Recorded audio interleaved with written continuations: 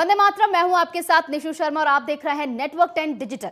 लोकसभा चुनाव में अमेठी में एक बार फिर से तगड़ी जंग देखने को मिल सकती है। भारत जोड़ो न्याय यात्रा के दौरान अपनी पुरानी लोकसभा सीट पर राहुल गांधी को मिले रिस्पॉन्स से उनका आत्मविश्वास जरूर लौटा होगा, लेकिन वहीं स्मृति ईरानी भी जनता के बीच रहने का कोई भी मौका नहीं छोड़ रही हैं, जिसको देखकर लग रहा है कि चुनावों में कड़ी टक्कर देखने को मिल सकती है। ये रिपोर्ट देखिए।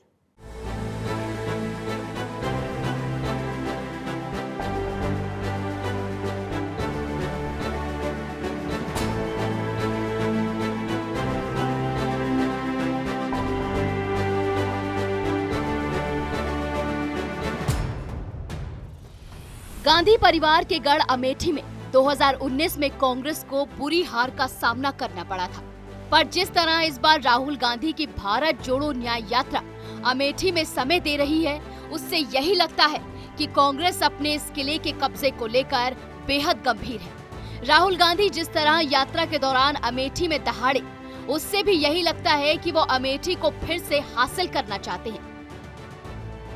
कांग्रेस के वरिष्ठ नेता और गांधी परिवार के विश्वस्त जयराम रमेश की बातों से भी ऐसा ही लगा कि राहुल या गांधी फैमिली का कोई शख्स यहां से चुनाव लड़ सकता है। राहुल गांधी के अमेठी पहुंचने से पहले ही यहां का माहौल गर्मा चुका था। राहुल को देखने के लिए जिस तरह की भीड़ अमेठी में जुटी, उससे कांग्रेस जरूर उत्साहित हुई। हालांकि बीजेपी कार्यकर्ताओं ने भी राहुल गांधी गो बैक के नारे लगाए, पर यह भी महत्वपूर्ण है क्योंकि इस तरह के नारे बताते हैं कि बीजेपी को भी राहुल के आने से दिक्कत हो रही है, मतलब चुनाव में कड़ी टक्कर देखने को मिल सकती है। अमेठी से वर्तमान में लोकसभा सांसद और केंद्रीय मंत्री स्मृति ईरानी ने भी राहुल गांधी को चैलेंज कर दिया है कि दम है तो अमेठी से चुनाव लड़कर दिखाएं। प्रस्ताव मेरे उद्बोधन के बाद दिया है, उसको आज ही सीईसी उनकी जारी कर दे। मैं भारतीय जनता पार्टी की सामान्य कार्यकर्ता होने के नाते इस चुनौती का स्वागत करती हूँ। पुनः कहती हूँ, क्योंकि जयराम रमेश जी ने कहा है कि हमारी चुनौती को स्वीकार करने के लिए राहुल गांधी तैयार हैं, तो आज हम सबको अमेठी के कार्यकर्ताओं को बेसब्री से इंतजार रहेगा कि राहुल गांधी जी आज सीईसी के माध्यम से ये घोषणा करा दें, क्योंकि जयराम रमेश जी ने ये हिदायत दी है कि बिना अखिलेश जी के, बिना मायावती जी के अकेले अपने दम पे राहुल गांधी बिना वायनाड गए अमेठी से चुनाव लड़ेंगे। अपनी यात्रा के दौरान राहुल बहुत होशियारी से लोकल मुद्दों की बात न करते हुए जातीय जनगणना की बात करते हैं। वो दलितों और पिछड़ों की बात करते हैं। दूसरी तरफ स्मृति ईरानी भी अमेठी में मोर्चा संभाले हुए हैं। वो राहुल गांधी को अपने खिलाफ चुनाव लड़ने की साफ चुनौती भी दे रही हैं। आपको बता दें कि स्मृति ईरानी के साथ प्लस पॉइंट ये है कि वो लगातार अमेठी की जनता के टच में हैं।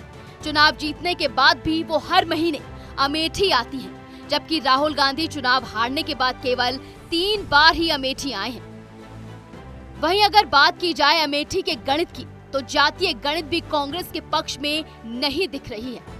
यहाँ करीब 26% वोटर्स दलित हैं। पिछली बार की बात की जाए तो बीएसपी के सपोर्ट के बावजूद राहुल गांधी को इनका समर्थन नहीं मिला था। इस बार जाहिर है कि बीएसपी का प्रत्याशी होने के चांस है, जिससे कांग्रेस के वोट और कम हो सकते हैं। 18% ब्राह्मण और 11% राजपूत वोट बीजेपी को ही मिल सकते हैं।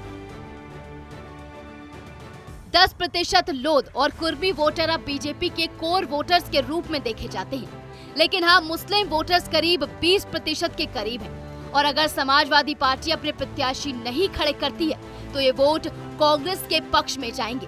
तो अब देखना होगा कि किस तरीके से अमेठी में घमासान देखने को मिलता है।